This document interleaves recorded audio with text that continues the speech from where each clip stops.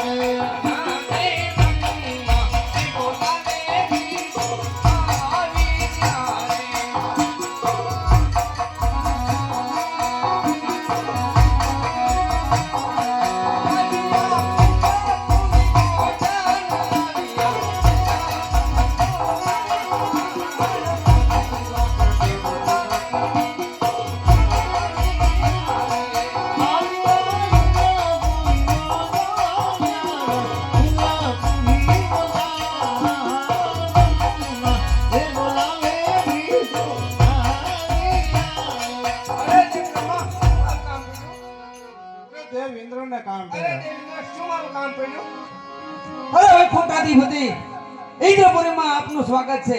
આપને શરણો ઇન્દ્રના નમસ્કાર. કામ તો કે પહેલાના ઋષિ મુનિઓ, અરે પહેલાના ઋષિ મુનિઓ હજારો વર્ષથી તપ ધરતા હતા, છતાં મારા ઇન્દ્રસનને કાંઈ ન થતું. આ કાળા માથાનો માનવી 3.5 દિવસમાં મારું ઇન્દ્રસન પોપટના પાંદડાની માફક ડોલાવ્યો છે. તો શું તેમનો મારું ઇન્દ્રસન લઈ લેવું છે? અરે દેવેન્દ્ર, જેમ તમારું ઇન્દ્રાસન ડોલી રહ્યું છે એમ જ બ્રહ્માનું બ્રહ્માસન પણ ડોલી રહ્યું છે. એવી જ રીતે મારું વૈકુંઠ પણ ડોલી રહ્યું છે. આમાં હું કાંઈ નથી જાણતો દેવેન્દ્ર. આજે બારે વર્ષે રે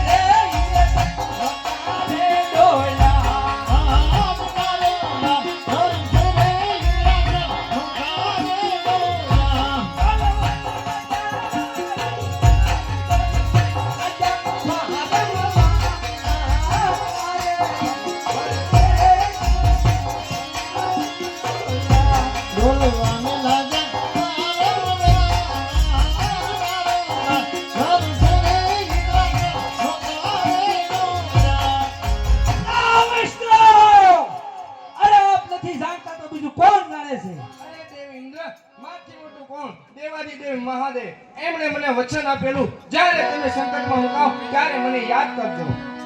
બોલો મહાદેવને તેમની મેળવણી કરી. આ દેવી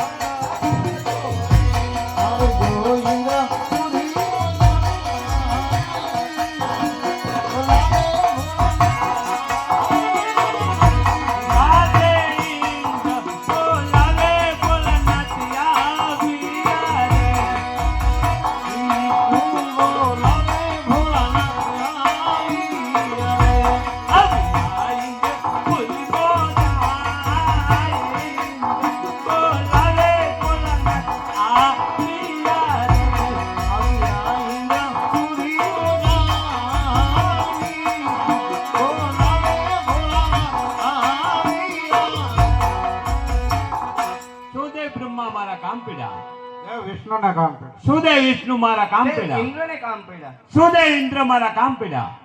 અરે દેવાધિદેવ મહાદેવ કૈલાસપતિ શિવ શંકર આપનું ઇન્દ્રપુરીમાં સ્વાગત. નમસ્કાર. કામ તો એ જ કે પહેલાના ઋષિ મુનિઓ હજારો વર્ષે તપ ધરતા હતા છતાં મારા ઇન્દ્રસનને કાંઈ ન થતું. અને એક કાળા માથાનો માનવી 3.5 દિવસ મારું ઇન્દ્રસન ડોલાઈ રહ્યો છે. શું તેમના મારું ઇન્દ્રસન લઈ લેવા જ જશે? નહીં દેવેન્દ્ર, એટલા બધા ક્રોધમાન ન થાવ. કારણ કે એને નથી પડી તમારા ઇન્દ્રસનની, નથી પડી વિષ્ણુના વૈકુંઠની, નથી પડી બ્રહ્માના બ્રહ્માંડની, નથી પડી કૈલાસની. એ તો એક શેર માટેને ખોટે આવ્યો છે અને મારો લાડીલો ભક્ત છે. અરે દેવતાઓ, ચાલો મહાદેવે આપણને આવી સારી યુક્તિ બતાવી તો તેમની સ્તુતિ કરીએ.